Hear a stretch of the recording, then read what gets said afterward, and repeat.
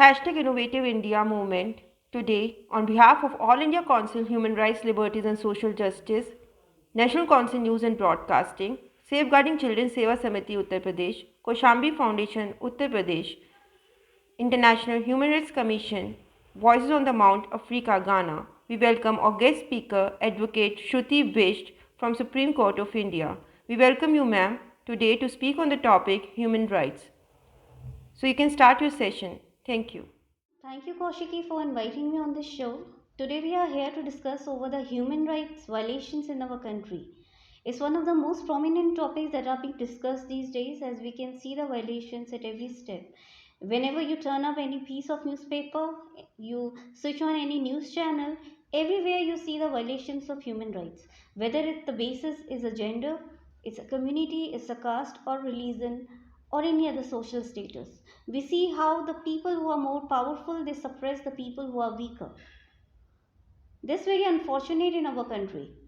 To discuss over it, first it's important to know as to what are the human rights. Human rights are the rights that are inherent to all human beings regardless of the race, nationality, gender, ethnicity, language, religion or any other status.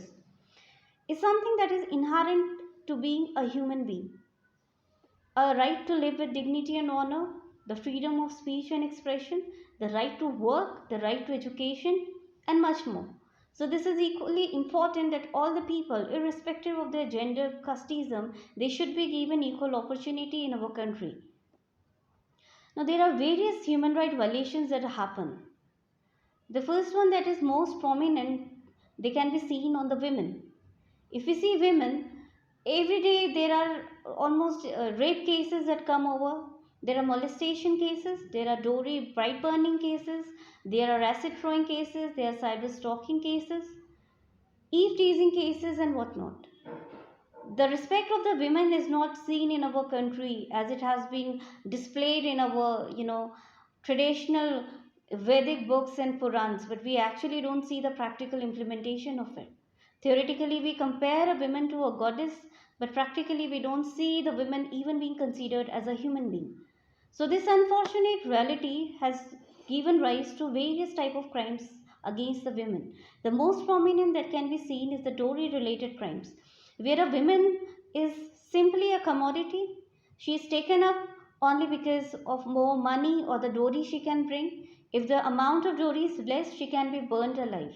What not sort of crimes are happening in our country relating to the dowries?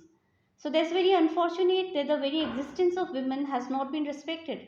A girl who is going to your family to bring you up, to bring your children, to literate them up, is being burnt alive simply because she didn't bring much wealth with us. So that's a very unfortunate realities, but it exists. And this is the bigger reason of the breaking of so many families. So many families, even after children are broken up, the children who could have a good grooming, they lack the parental care, they lack the love and affection of their family because their mothers and parents they get divorced, or the mothers they get killed, or they suicide even in some of the rarest cases. This is very sad that people they don't value the women who is bringing up the children. People they don't value a woman who can even earn for herself. So instead of literating her, instead of educating her, still the parents who think that dowry is more important, they are actually making nothing more than a graveyard for their daughters. So I think in our country the parents they should more focus on educating their girl child instead of believing on some false, fake and absolutely disgusting traditions that our country has built only for their own personal self benefits.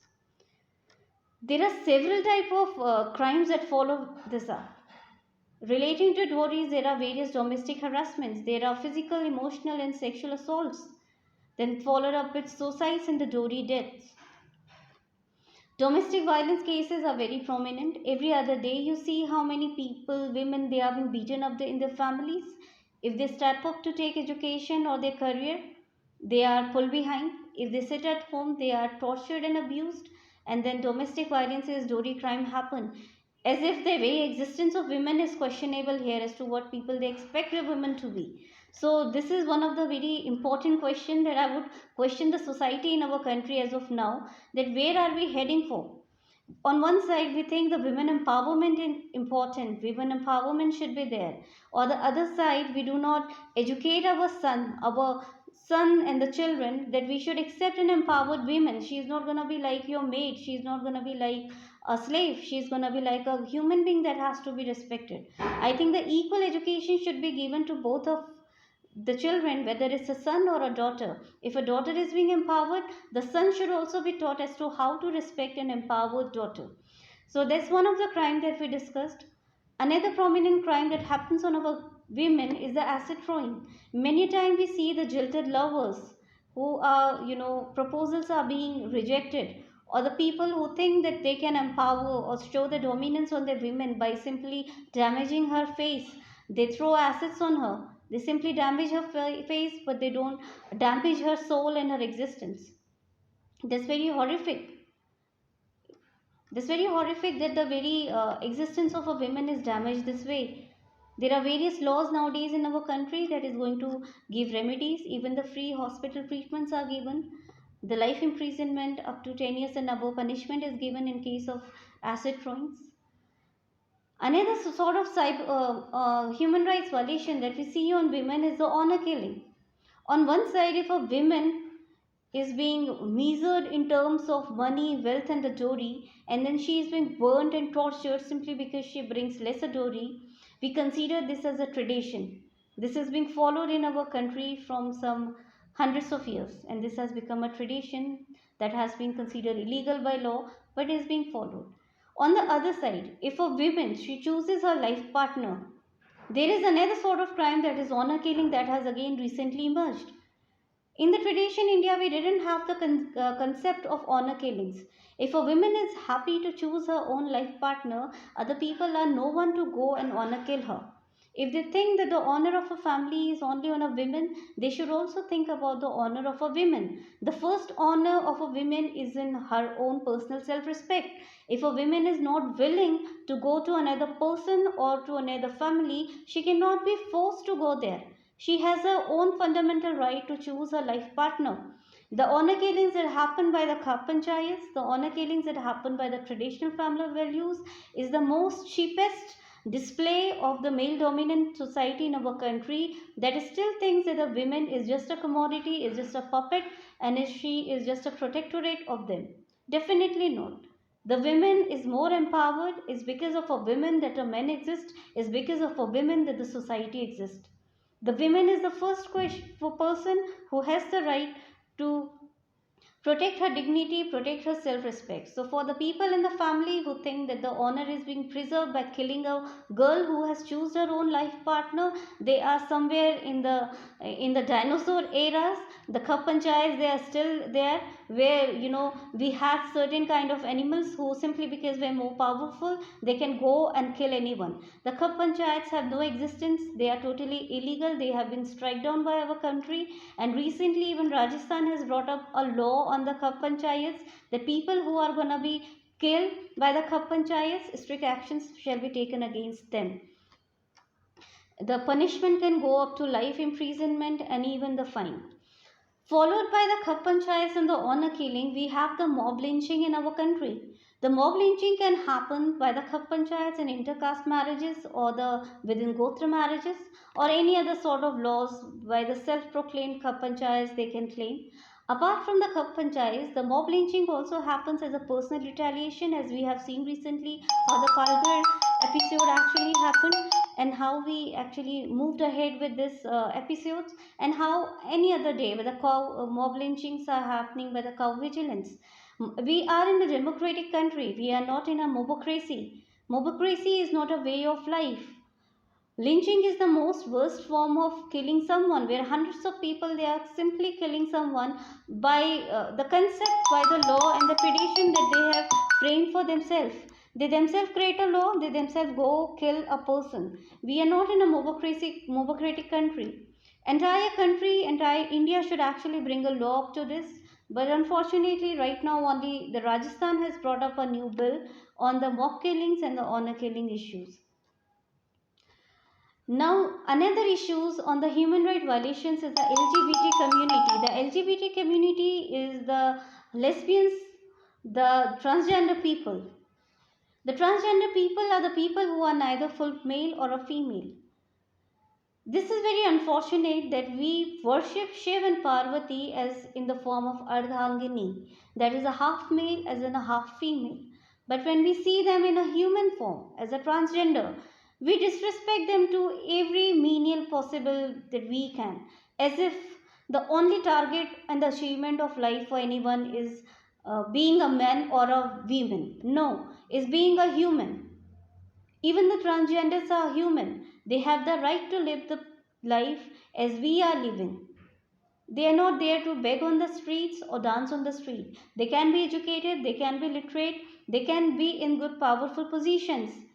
This is an abuse. This is an abuse by the men and the women who disgrade the transgenders simply because they are not like us. Nobody is same. The men is not like women, the women is not like a men. So transgenders are not like us. But they are human beings. They have to be respected. They have the right to education. They have the right to work. They have the right to choose their life partners. They have the right to marriages. Recently, even Supreme Court declared that the within a one gender marriages will not be void, and that's a major reform because it's a companionship, and if the LGBT community think they can be happy with them, they have the right to go ahead with it. Now we come up again, some of the more prominent crimes that have been happening is the police custodial deaths. Since the police power is very prominent in our country, they can arrest, they can beat, they have to bring out the evidences. So we see how brutal police custodial deaths are happening. The term custodial violence means a physical or a mental torture that is inflicted upon a person in the police custody. Sometimes the more powerful people, they can even torture the innocent criminals simply to make them confess the crime they have not committed. Herein they can be killed even in the police custody, and that has been happening in our country. And not just this, sometimes the real criminals are also behind the bar, and only to bring the real evidences from them, the police people, they can torture them to the extent that they kill and they die. So they may see a big, kind of a sort of nexus between the bureaucrats, the politicians, and the police officials and the mechanism in our country. So this police atrocide has to be reported. This police atrocide has to be reduced. They can be any sort of police torture, torture not from giving them the water, food, sleep, or the torture even that can go to the extent of killing a person. So these are some of the prominent violations that we see in our country. Now, to deal with the human rights violations, we have various organizations. The most prominent is the National Human Rights Commission. The NHRC of India is an independent statutory body established on 12th October 1993 as per the Protection of Human Rights Violation Act 1993. Now, the target is a watchdog on the human rights in the country, the right related to the life, liberty, equality, and dignity of individuals guaranteed by Indian Constitution or embodied in the international covenant enforceable by the courts in the country. Now, the structure that we have a chairman, 7 other members, and the ex officio members. Now, they are appointed for 5 years. They can be removed only on charge of proved misbehavior or incapacity if proved by inquiry conducted by a Supreme Court judge. The Commission has 5 specialized divisions: the Law Division, Investigation Division, Police, Policies, Research Program Division, Training Division, and Administration Division. Now, certain functions of the Human Rights Commission in our country is to visit the jail and to see what sort of police custodial deaths are happening, to safeguard the human rights violations that are happening, spreading the human rights literacy through the media, publications, seminars, and various other means. They have the power of civil court. They can grant interim relief. They have the authority to pay compensations or damages. They take the grievances and the complaints of the people. So if you see any human rights violation in our country, you can simply call on the human rights violations toll free number, or even lodge the complaint on their portal and the website. And apart from the National Human Rights Commission, we do have the State Human Rights Commission that simply follow the pattern of the NHRC at the state level. So you can even approach the State Human Rights Commission, that is again headed by a chairperson and few other prominent members who have the idea of legal profession. Their function is also like the functions of NHRC. Apart from it, we do have various private organization, and fortunately I am a member of the very prominent All India Human Rights Association. There are various more private organizations that work on it, and they are totally dedicated to the cause of removing the human rights crime. The National Council of News and Broadcasting that is organizing the webinar. We are fortunate that we report all the human rights violation cases in our country, and we go for publications and even reporting of it.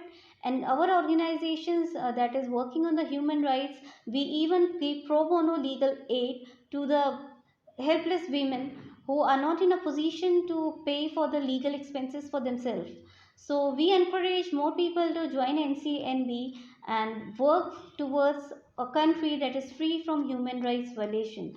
I think just by having few more laws, prohibitions that we can see every now and then, new laws they are coming, is not sufficient. We can certainly have various laws, but till there is a kind of determination among the people, the NGOs, the civil society, the government together, that they are going to be participating together towards the elimination of human rights violation in our country. I really don't see the future of the elimination of the human rights crime in our country. So this is extremely necessary for all the people to come up to speak against the human right violation, whether it's against a women, it's against the children, it's against any other human being, whether it's a police custodial deaths, it's a honor killing, it's a mock killing, it's a child labor, it's a child abuse, or it's a dowry crime, or any other cyber crime that can happen on women and the children. So there is no end to the crimes to discuss over here. There is no end to it. But wherever we see something wrong happening, at least we can give a call to the NHRC, we can give a call to 100 police, we can give a call to the State Human Rights Commission. If not, you can even approach the private human rights organization who do give pro bono legal aid to various helpless, destitute women, children, senior citizens, and other men who are not in a position to pay for the legal expenses and who are suffering from various tortures, abuses in their life. Thank you, Kaushiki. I would really thank you for inviting me on this show. I really look forward for more people who really in some kind of awareness has been increased in the field of human rights. I would really encourage the young law students to look human rights as a good career options, not just in India but even at UN level. The law students, and they can take up and they can go around eliminating the human rights, not just in India, even across the globe. Thank you.